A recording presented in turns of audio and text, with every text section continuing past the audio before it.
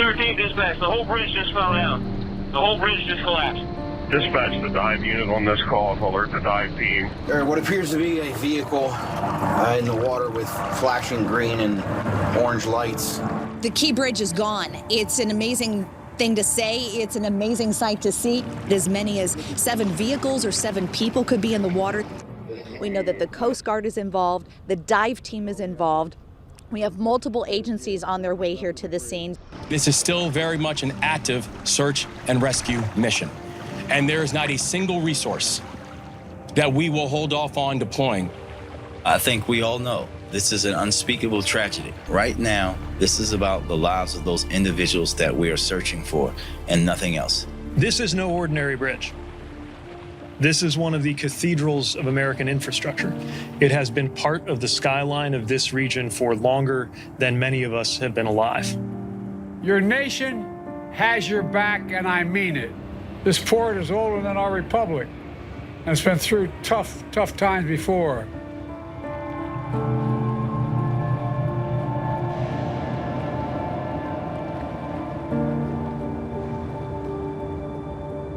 Baltimore's waterways have seen a lot in the nearly 250 years since America was founded.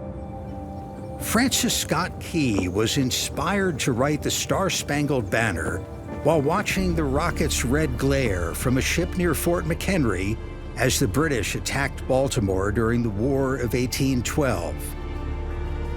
In 1977, a bridge named in Key's honor knitted local communities together and helped move goods along the East Coast highway system. But on March 26, 2024, this was the site of one of the largest maritime disasters our nation has ever seen.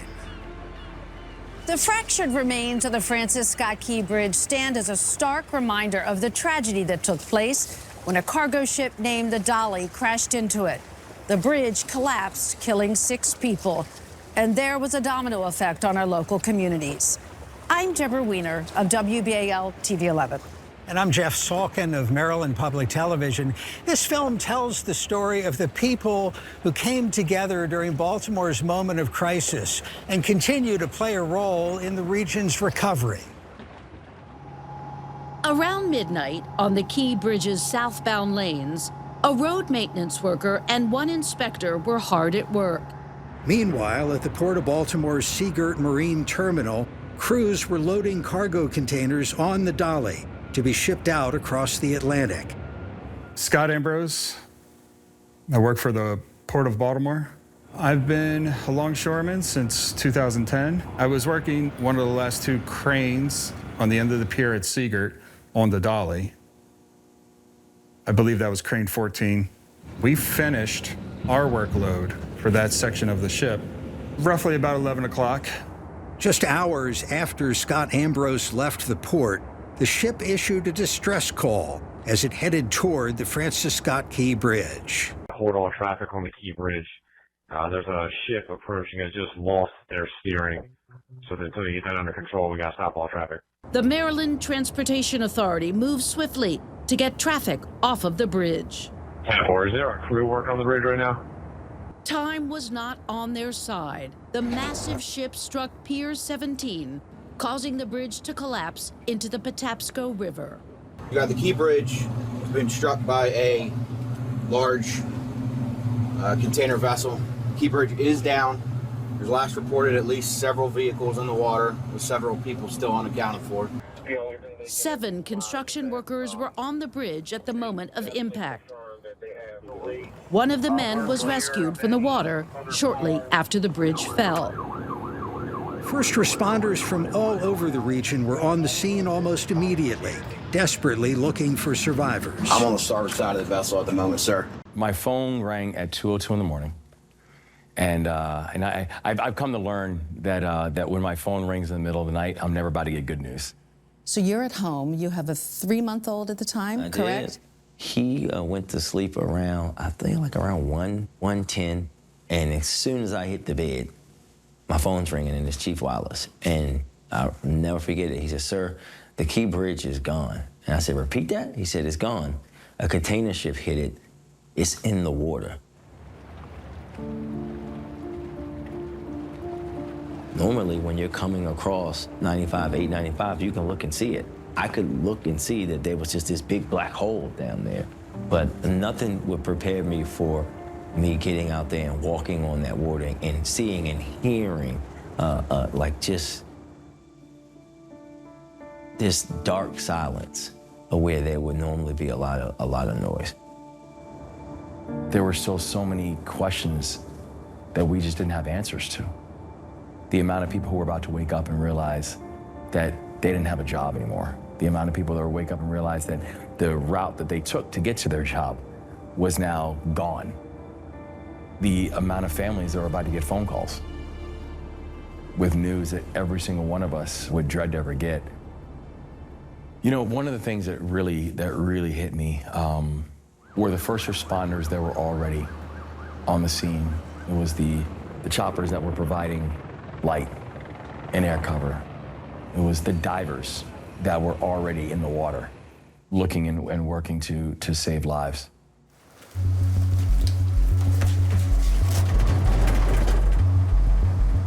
My name is Chris Reynolds. I am the captain of the Water and Dive Division at the Middle River Volunteer Fire and Rescue Company in Baltimore County, Maryland. We have our team, which specializes specifically in underwater, so diving, scuba diving. We are 100% volunteer. Most firefighters in the United States are volunteers. So I grew up in view of the Key Bridge. It's been the backdrop of my entire life. At 1:48 in the morning, I get a call from my one lieutenant. Hey, Chris, a cruise ship just hit the Key Bridge and it's in the water. We were able to determine it was a container ship. But in the moment of people calling 911, people call it what they think it is. My name is Greg Wolf. I'm the junior dive team here at Middle River and Baltimore County's Fire Department. Why am I a firefighter? That's an interesting question. I have some family legacy in it. My grandfather was a firefighter in fire department on Long Island. So when I got out of the service, I sort of followed suit after his ambitions and his call to service and decided to get involved myself. To do this sort of activity, even on my off time, is important to me because taking an empathetic look, if it were me, I would want someone to come. And, you know, if I can do it, why not?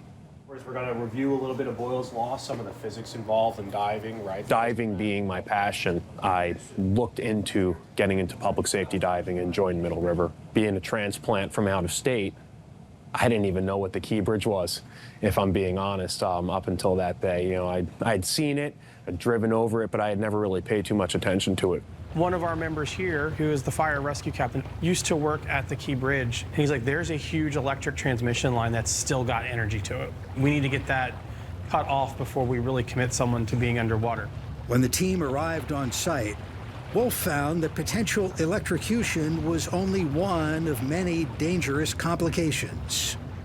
Another one was the stability of the bridge itself. Because the tides moving in and out were lifting the cargo ship up and down, that would have made the rest of the superstructure of the bridge unstable. But in order to find out what to do in the water, they needed a map of sorts, and they got it with help from the Coast Guard. I'm bosun mate, second class, Sethkowski. I was actually on duty here when I received the call, and they had said that a boat had struck the bridge. At first, I kind of didn't believe what they were telling us over the phone. So we got the first crew underway.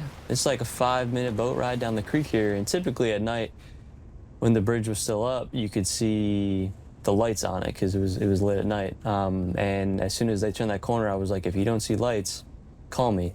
5 minutes later, they got down the creek and they called me, and they were like, hey, the bridge is in the water. I go, okay. We were looking to confirm targets of whether they were vehicles, if there were people in those vehicles. We may have had about 6 to 10 inches of visibility. Our assignment off the bat was just doing scans back and forth of the bridge. Kowski and his crew used sonar equipment because no one knew what hazards lurked beneath the surface of the murky water. They showed us a picture of the side scan sonar of what we were looking at, and it was 2 images, and it looked like the back of a pickup truck and a trailer, and they said that they wanted myself and my backup diver, Cole, to go and verify that target. When I dropped into the water and descended, I landed on this generator light that you see a lot of construction sites being towed by trucks. The asphalt, the bridge itself, the steel girders that supported the structure, All of those were factors in what we had to contend with as our divers made their way through searching for potential victims and where they may have been. Heroic is the only word that you can describe, right? When you're risking your life. I think that people don't understand that in that initial dive, those folks, they were diving in, there was metal.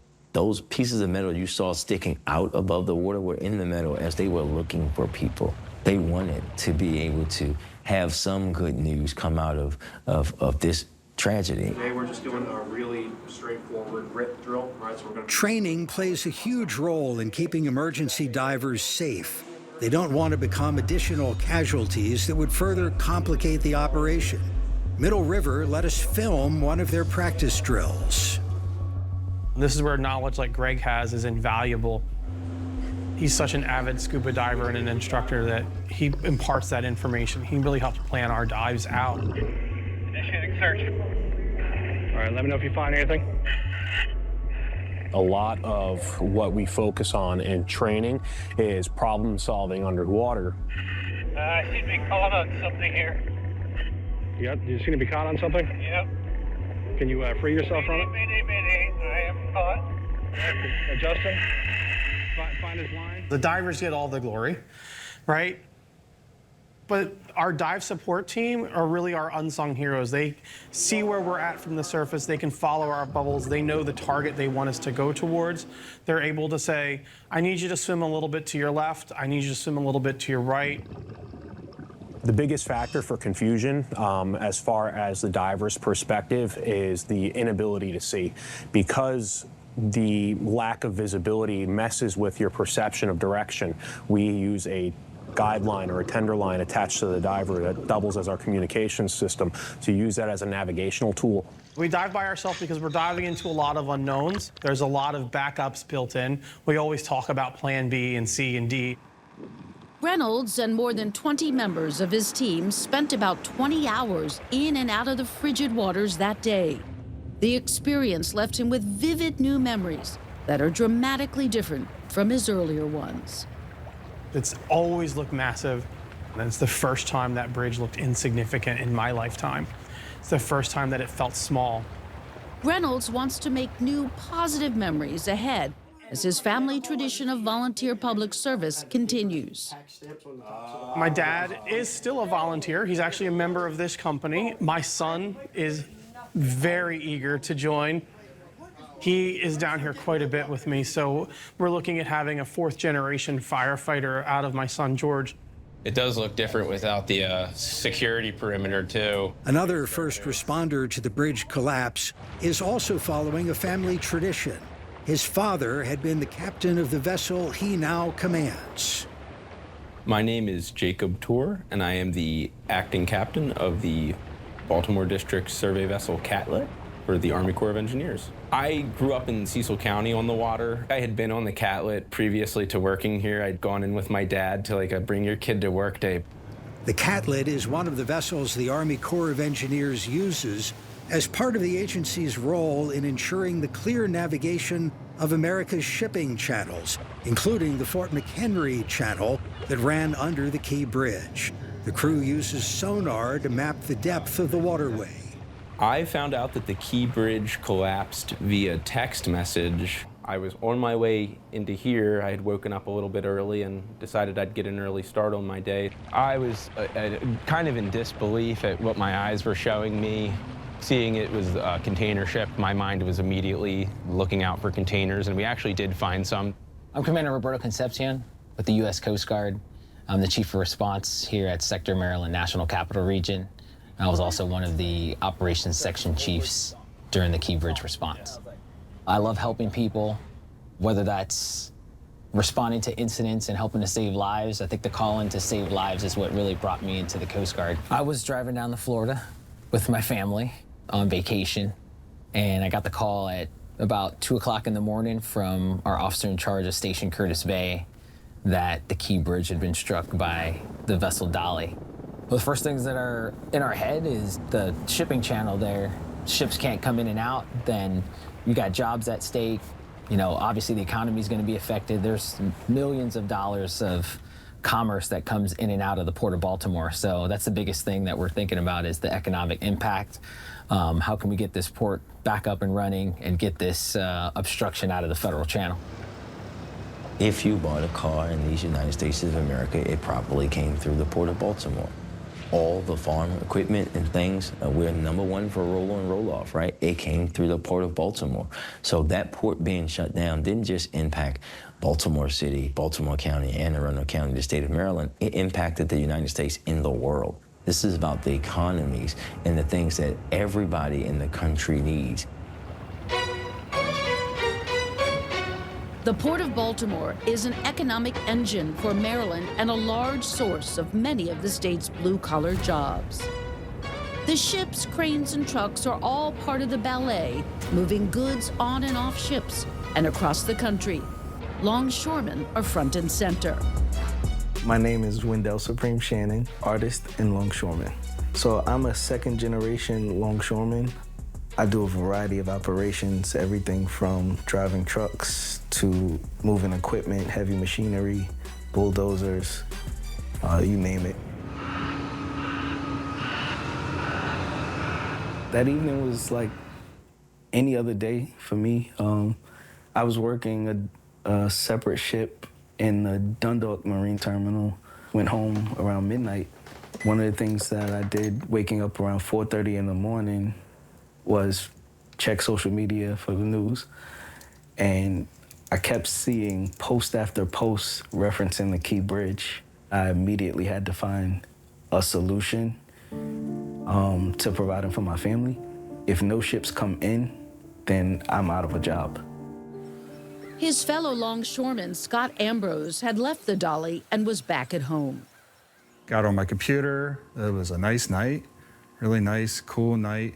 Opened up the window. I remember having my feet up on the table by the window and the cat's sitting there. My whole house started shaking and I heard thunder and grinding, what sounded like the biggest fork you could imagine and the biggest garbage disposal, just churning away. My house shook. The cat flew into the air when all that happened and took off. I actually climbed through my window because where I'm situated, the back of my house faces directly at the Key Bridge, which is approximately just under a mile away. I'm looking for fire in the sky, or lights, or sirens. It's so quiet. It's dead silent. There's nothing going on. I thought maybe the gas silos over in Curtis Bay Fairfield might have blown up or something. So I put my shoes on and just walked down to the shoreline, and sure enough, it's gone. I was like, I just lost my job. I just completely lost my job.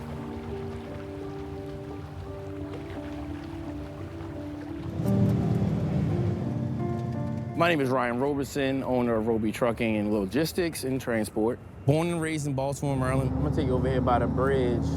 What led me to trucking? I know I love to drive, right? I had this passion for driving. Like I always wanted to be in the driver's seat. And I fell in love with these semi-trucks. I think it's kind of in my blood to just try to do my own thing and not be, kind of be a boss, I guess you would say. So my trucks, what they do is they actually go into the port, they pick up the chassis that you see, and then they get the shipments put onto the chassis and take them wherever, within a 700-mile radius. Hey, Mr. Dick, how you doing? Hey. I turned on the news, and it was all over the TV. A number of agencies from here in Baltimore are responding to the Key Bridge that has collapsed. I thought it was a dream, And at first, I really didn't think it was going to affect me that much until I sat there and thought, like, wait a minute, how are they going to get by? How is, these ships and things are going to make it past that ship that's stuck, And that was it. I realized that we were, kind of screwed. So what's left, Senator Gabino? My name is Alec Hajimahales. I am one of the co-owners of Ace Logistics, along with my brother Gus. Our family had Greek and Italian grocery store, bakery. My brother and I morphed that into a wholesale produce business, which then evolved into warehousing and distribution. We operate 8 buildings, 3 million square feet, Port of Baltimore, a lot of imports, cans of tuna fish that are on your pantry at home, or canned mushrooms or pineapples. We handle all those products. They come from all over the world. So we currently distribute all 48 states every day. It's a massive undertaking. My immediate reaction when I heard about the collapse was, this is going to be devastating on multiple levels. Our employees, our company, the port, the state economy, lives were lost. So it's at that point, before you can gather your thoughts, it's somewhere between doom and gloom and panic. Thank you all for being here. This morning, our state is in shock. I remember in that first time that I had to address the cameras, frankly, I still had more questions than answers. And I had to be honest about that. And I remember looking at him playing with a line and saying, and that's because we are Maryland tough and Baltimore strong. We will get through this because that is the Maryland spirit, and that's what Maryland is made of. We are Maryland tough, and we are Baltimore strong. And I guess it was a couple hours later, the President of the United States addressed the nation about what happened in Baltimore. And we heard the President of the United States say, like the governor said, you're Maryland tough, you're Baltimore strong. We all started screaming like, oh my God, the President of the United States just said it. And it just kind of took on this whole life of its own, because I think that people in our state and people in the city said, you know, damn right, we are Maryland tough and we are Baltimore strong. So the term that the governor said, Maryland tough, Baltimore strong, it deeply resonates. Just seeing the will of not only us at the port, but the city as a whole band together. Early in the crisis, Alec Hadjimahalis told MPT he wasn't sure how long he would be able to keep his employees on the payroll. We're talking to our competitors and they're laying off 30 people, 40 people, 50 people a week. If this turns into a 6-month or a year thing, I could see us laying off 50, 75% of our workforce. The country really got to know who you are. How would you describe your leadership style at the time? I'm a combat veteran. And immediately the training kicks in, where you know that the only certainty you have is uncertainty.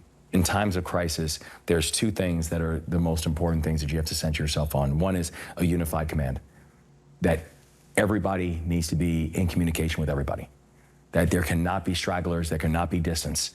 Everybody moves together, and I think people notice that every single one of our press conferences, who was I flanked by? The mayor, the county executive, our federal forces, our congressional delegation, Republicans, Democrats, didn't matter. One command, unified command. And the second thing was just keep that constant cadence of communication. In the military, there's a slogan that they taught us where it was mission first, people always. We knew the mission. We laid out the 4 directives on the first day, right? Bring closure to the families, reopen the channel, support those directly impacted, rebuild the Key Bridge. For this operation, the Maryland Cruise Terminal became headquarters for the mission. We initially stand up our unified command, our incident command posts. At that point, we're trying to figure out who has resources to bear to respond to this incident. We're also thinking about resources that we need for salvage efforts to mitigate pollution to the environment and to keep the public safe and our first responders safe. It's a holistic approach. My name is Dory Murphy, and I'm the Emergency Management Chief for the U.S. Army Corps of Engineers, Baltimore District. My job here with the Army Corps of Engineers is to train and make sure we have ready teams to respond to natural and man-made disasters. I had gone down to visit my parents who live on the Eastern Shore, having driven across the Key Bridge the night before. Was sound asleep, getting ready to take my dad to the doctor when our commander called me and started saying, "Did you hear that the Key Bridge fell last night?" And I just had to stop her and say, "Ma'am, I'm sorry, can you start again?" From that moment, it was open the laptop and begin working right where I was at. I just sat down on the floor and began to work on the situation to call people in. We were, all hands on deck to try to figure out what was needed in the situation. As I began to have some time to process later in the evening, realizing that any of us could have been on that bridge when that happened. My name is Paul Hankins, and I am the Director for Salvage Operations in the Office of Supervisor of Salvage for the Navy. I got called at 4:30, 5 o'clock in the morning from one of our diving and salvage officers And he said, hey, you may want to turn the TV on. I see the Key Bridge collapse, gave him a call back, said, yeah, we need to meet pretty quick to figure out what we're going to do. And I showed up at the command center here in Baltimore, 4 hours later, and we were pretty much ready to go. In terms of the magnitude of that challenge, it's very rare that you can totally shut down a channel like that so completely. And dropping 20,000 tons of steel is a way to do it. What draws me to doing salvage is, in large measure, you're always helping out somebody. In those cases where people their lives are at risk, or even tragically if people have lost their lives, you're coming in to help.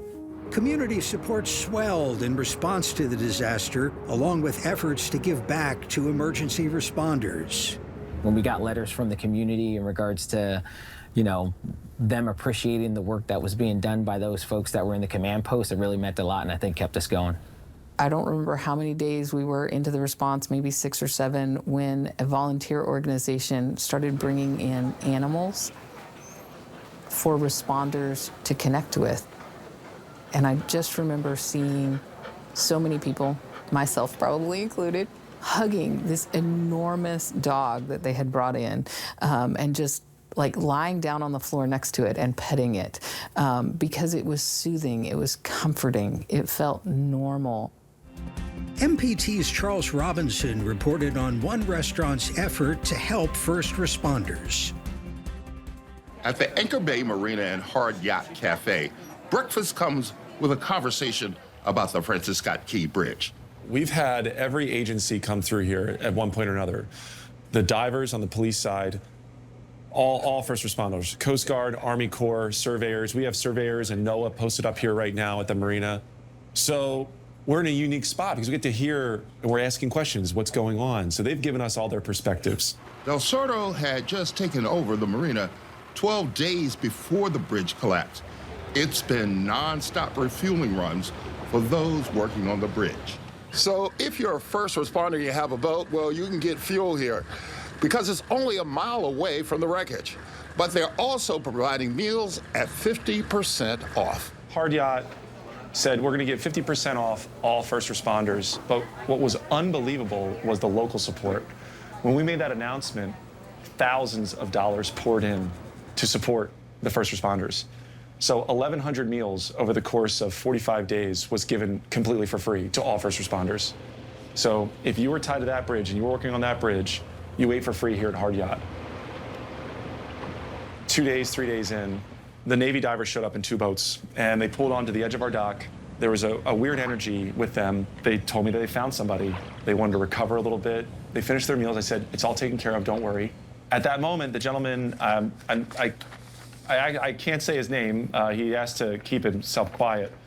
But he came up to me and he pulled this badge off and he ripped it off his chest. It was right here. And he says, I want you to have this. And he put it in my hand like this. And he said, thank you for everything you've done for us. And thank you for everything you continue to do for all of us. And I started choking up. In the face of danger, they're underwater in 45-degree water where you can't see anything, feeling around for survivors, for bodies, for debris. I don't know anybody other than those men that can handle that. I've never met anyone like them. Today, we're thinking about the families of Dolian Cabrera and Menor Sandoval, who were recovered and identified yesterday. Nuestros corazones están con las familias. Lamentamos mucho. You made a concerted effort numerous times to speak in Spanish. Tell me about the decision you made to do that. You certainly didn't have to. We were dealing with the victims who mainly spoke Spanish. I wanted the families and the communities to know that I was speaking directly to them too. That I know a lot of times in these crises, in these crisis situations, that everything can feel very 30,000 foot, but we can never forget that there are families. There are families who now have an empty seat at their dining room table. There are families who were relying on an income from a person who is now no longer there. If there were one thing that I would say that I never had to do ever again in my life, it would be dealing with people, us family, who lost people in some kind of tragic way. I just wish we lived in a world where I didn't have to do that. It's a difficult thing. And there's no textbook for that. There's no training for that. You just have to be a good human and have empathy to do it. Certainly finding the bodies of those that lost their lives to provide closure to the families, that was the overarching concern above whatever else we were doing. Even today, it's hard to think about the lives that were lost in that tragic accident. It's one of the things that as an emergency responder, sometimes we have to push aside so that we can continue our work. But right in the quiet moments in the evening, after the response is over, you grieve. I got to meet with the families later on in the response. It was heartbreaking.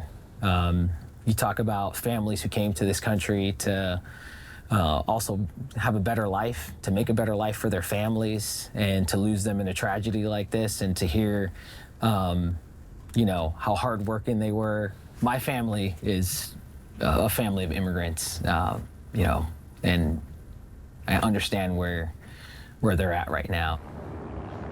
10 days after the bridge collapsed in early April, President Joe Biden came to Baltimore. My administration is committed, absolutely committed, to ensuring that the parties responsible for this tragedy pay to repair the damage and be held accountable to the fullest extent the law will allow. We will support Maryland and Baltimore every step of the way. Amazon, Home Depot, Domino Sugar, and many other companies all rely on this port. And they have committed to keep workers and payrolls on their businesses in Baltimore. Today, we launch a new partnership with leaders in the public and the private sectors. It is called the Maryland Tough, Baltimore Strong Alliance. Foundations, businesses, sports teams, community champions have committed a combined $15 million thus far to support our workers and our neighbors in this moment. The Baltimore Ravens and the Baltimore Orioles pitched in 2/3 of that initial amount. Live from Maryland Public Television, this is Direct Connection. With the Key Bridge recovery, what is the latest? It's not lost on me that 2 weeks ago, right now, the Key Bridge was still standing. You're on Capitol Hill tomorrow. Yes. Talking about the Key Bridge. What's your message there? My message is this is not a partisan issue. This is an American issue, and it's not something that's just going to impact the state of Maryland or the city of Baltimore. This is something that's going to impact every one of us because, you know, the farmer in Kentucky, this matters to them because the largest port in the country for agricultural equipment is the Port of Baltimore. The restaurant owner in Tennessee, this matters to them because the largest port in this country for spices and sugars, it's the Port of Baltimore. And so it's really letting Congress know that in this moment, we cannot succumb to partisanship. Aaron Chamarchio, Executive Vice President of Corporate Affairs for TradePoint Atlantic. I'm Baltimore, Maryland, born, bred, and educated. TradePoint Atlantic is a global logistics hub situated just downriver of the former Francis Scott Key Bridge. How does a product get to my front doorstep from Amazon? Or how does a product get to a shelf in my local grocery store? It all runs through a supply chain. The supply chain runs through the former site of the Bethlehem Steel Mill, which closed in 2012. Our company, you know, was born out of the loss of the steel mill and what it meant to the community. Many of the steel mill employees lived in the community of Turner Station, just down the road. We spoke with a group of longtime residents. My name is Muriel Gray. When the bridge was being built, my father had the Christian Brothers Trucking Company. And as a result, he would bring steel from Bethlehem Steel to build the bridge. And one day he put me in the truck and we went over there, and I could not believe it. And, you know, they were building the bridge. That morning that the bridge collapsed, my bed shook. And I said, wow, what is this? When the bridge collapsed, my father came back to me, and all the hard work they did to put the bridge together. My name is Linwood Jackson. My house is less than 1,000 feet from the bridge. There was thunder like I never heard, and it shook. And it came with a gust of wind. And I'm a Vietnam veteran, right? And I had to go back into therapy after the bridge fell because the water was full of rescue boats.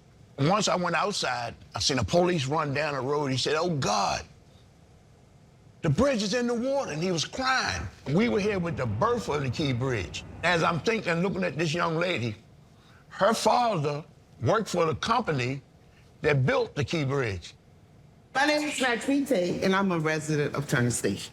I was born here. You know, when I was here, we had, like she said, we had everything. We had a store, we had a doctor's office, we had everything, and this was our community. So when we saw that bridge, we knew we was in Turner Station.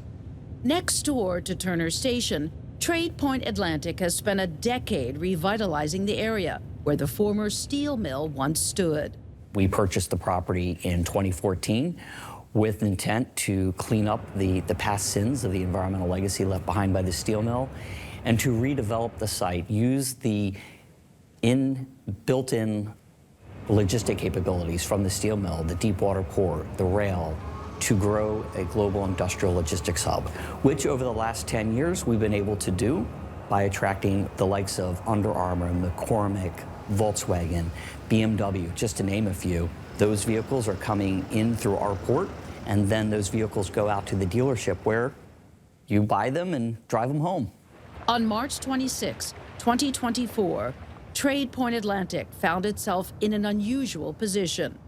There was a quick realization that we were the only open port within the Port of Baltimore, given our proximity south of the bridge. Tamarkio spoke with MPT's Jeff Salkin less than a month later.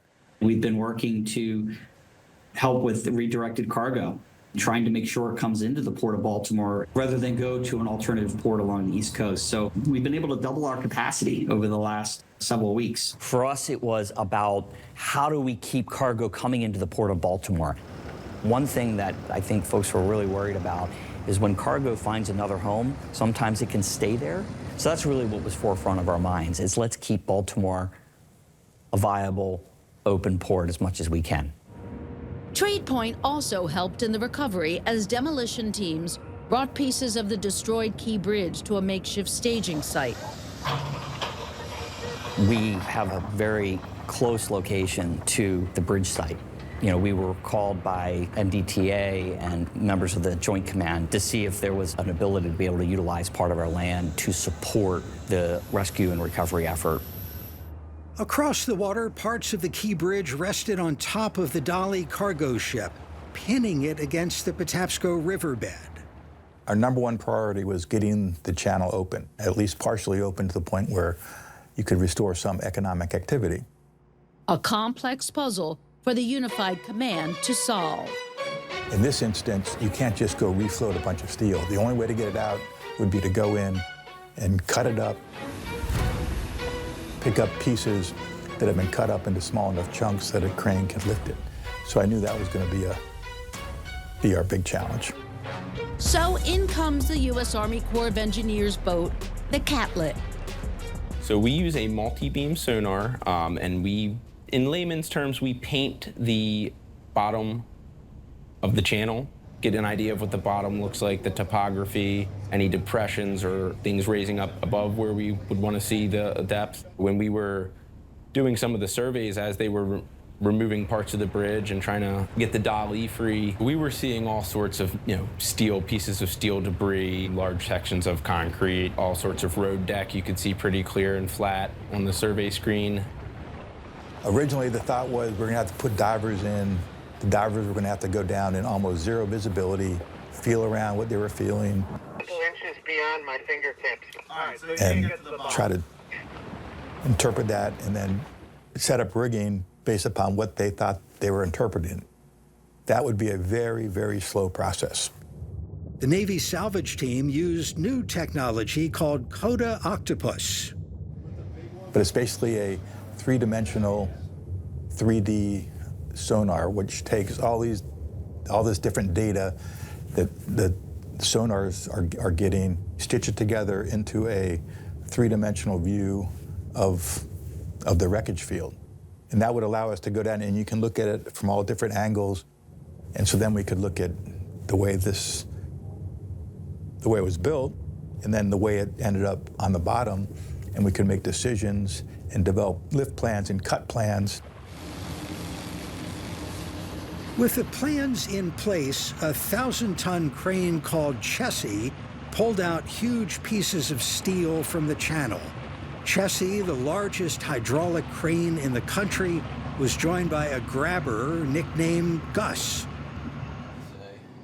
Jacob Tuer and the team on the Catlet continued working alongside the salvage crew, scanning again after pieces were removed. To make sure that they got everything, double check, and then give them a better picture of where they wanted to work on next and how that had changed, because it was changing.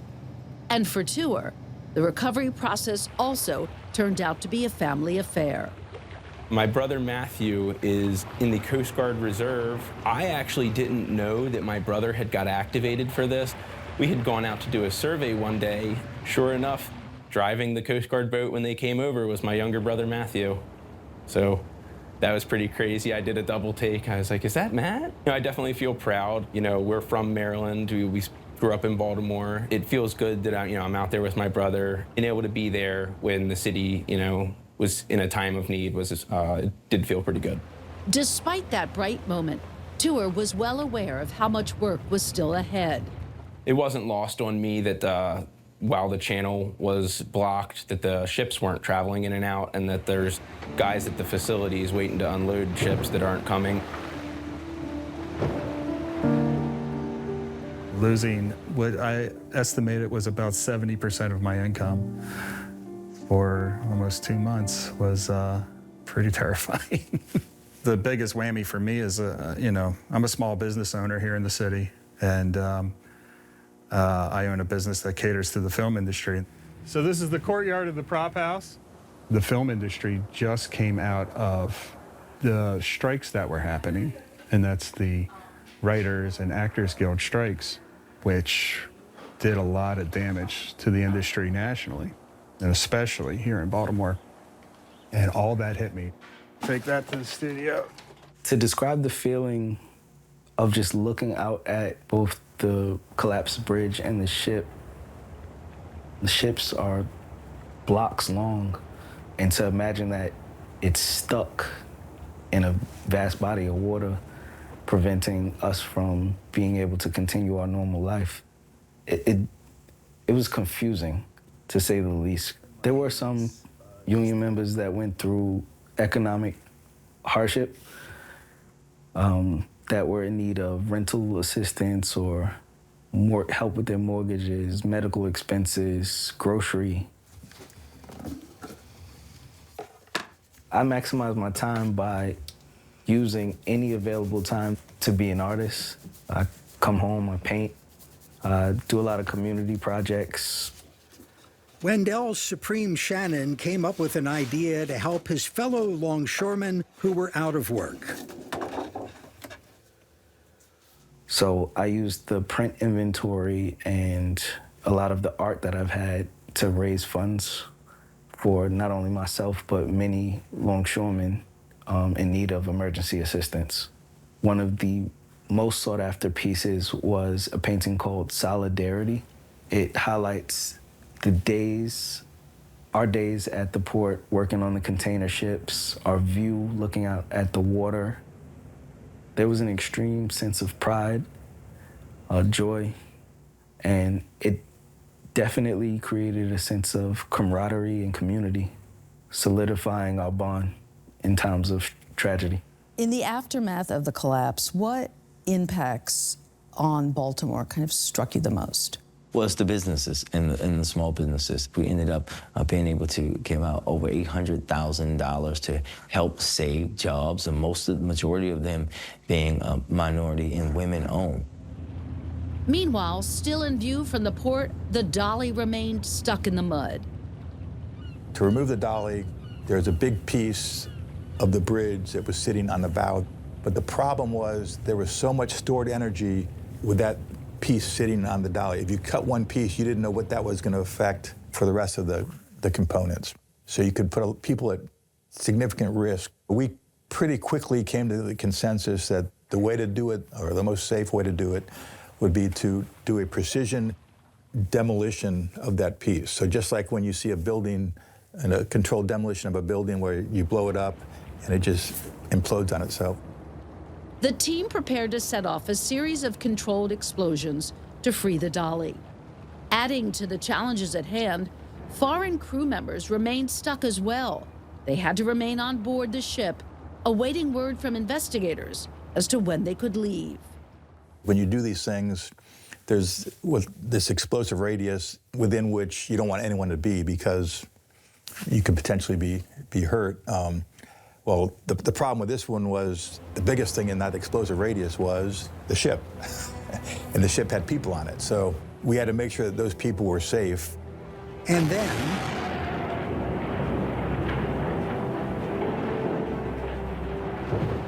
two months after the Dali crashed into the bridge, it was refloated and moved to the port for repairs. Being taken to Seagirt Marine Terminal.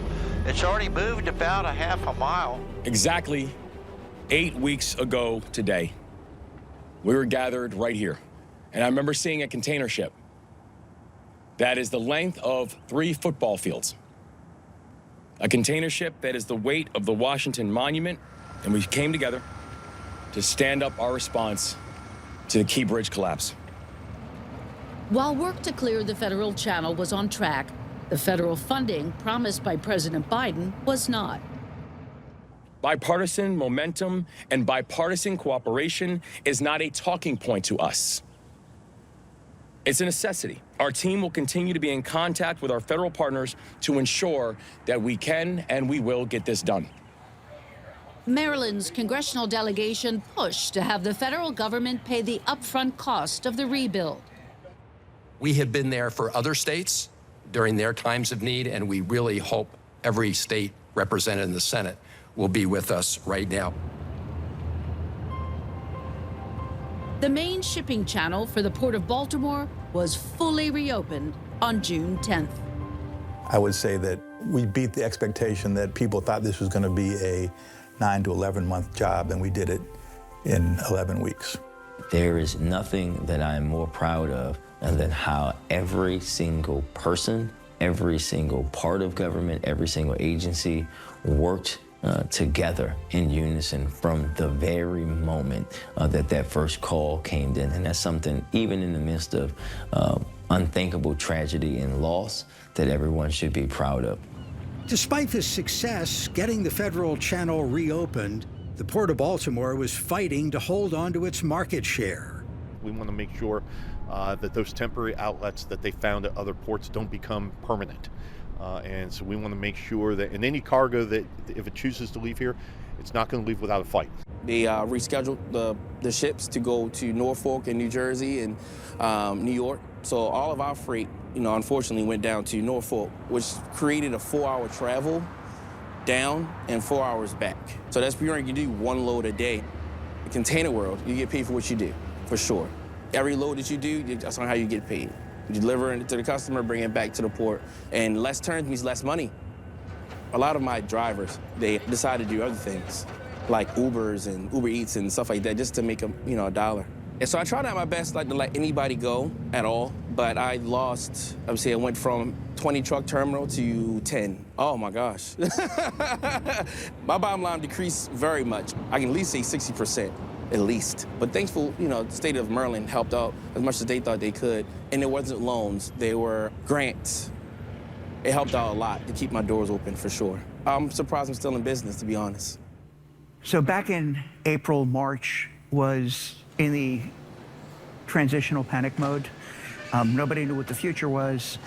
Our concern was that we would start losing employees, because if you cut their hours and you lose them, then it's very hard to regain them back. And we came up with a plan where we would take employees, reallocate their hours, basically create busy work. We're paying for this, but we're retaining our employee base. And our buildings were clean. The bridge collapse, although tragic, brought me closer to these people around here. We became family, we became friends. The negative is our top line revenue and our bottom line. We sold everything we had to buy this place, and we've seen over 9% loss in revenue. And that is a huge amount of money.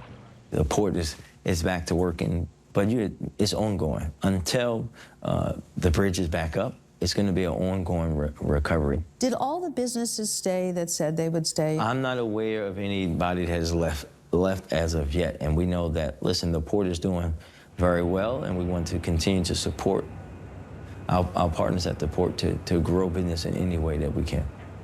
I think the Key Bridge, it has this emotional and this guttural feeling for people. And I think it wasn't even something that I really fully appreciated until you were just spending so much time in the neighborhoods, in Dundalk, in Turner Station, with the families, to see that just completely innate connection that the Key Bridge has with people. If you look at some of the challenges historically we've had within a Turner Station or a Dundalk, these are deeply proud communities and deeply contributing communities, but in many cases, communities that had been left behind.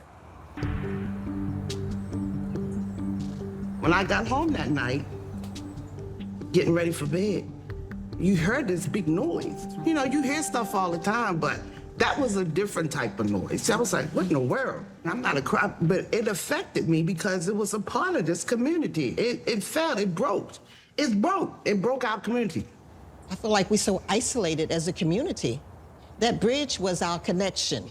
My name is Gloria Nelson, and I am the president of the Turner Station Conservation Team's community-based organization. One of the greatest concerns was, well, what's going to happen? Are the homes going to shake again? Are there going to be damage again? It was like everybody was reporting on the other communities around us, and we were left out of the discussion. I'm saying I felt that I was left out of the discussion. We have to make sure as a community that we stay strong so we get our needs met. How is your office addressing concerns in communities most directly affected, like Turner Station? They'd like to be included in the reconstruction effort. What are your thoughts on that? Well, listen, Turner Station is in Baltimore County, so we would just make sure that we work with our partners at the state and the county, which I'm pretty sure they are already doing, to hear those folks and those impacted voices. The Dali sailed out of Baltimore almost 3 months to the day of the crash that took down the Key Bridge. 9 months after the collapse, Congress voted to fund the entire cost for the Key Bridge reconstruction. The design was unveiled in February 2025. And now, we are grateful to unveil the design for the new Francis Scott Key Bridge. This proposal honors the architectural tradition of the Francis Scott Key Bridge. Turner Station Representative Gloria Nelson was enthusiastic about the progress. I'm truly excited. This is really the beginning of a long journey, and that we're all working together as a team, and that they are also keeping the community of Turner Station in the forefront. I couldn't agree with Ms. Gloria more, right? This is really about partnership and unity in ways that we've never really seen in my lifetime in our city, in our state, in our region. It's about making sure that we don't forget communities impacted the most, like Turner Station. Pre-construction work began in the new year with demolition scheduled for spring. For now, many questions remain about what went wrong and why the Dali caused the collapse of the Francis Scott Key Bridge. When you think about the men who were on the bridge, hardworking people doing important work, involuntarily became heroes. It's something I still think about to this day, and I think I always will, that these are people who were just up there doing their job. People who came from a different country with a hope that this country is big enough for them too, and who are literally working in the middle of the night fixing potholes so we could have an easier commute. In Governor Moore's 2025 State of the State address, he honored the officers who stopped the traffic on the bridge and prevented more lives from being lost. Corporal Jeremy Herbert,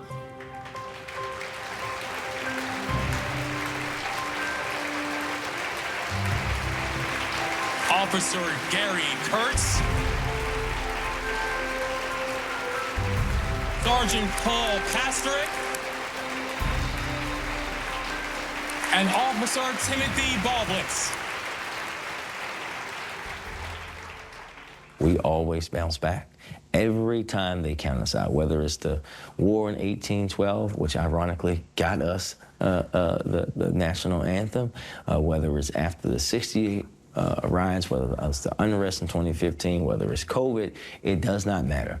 That experience it's changed me forever. It serves as both this undeniable reminder of the fragility of life and how instantaneously things can be taken. It also serves as this undeniable reminder of the power of the human spirit.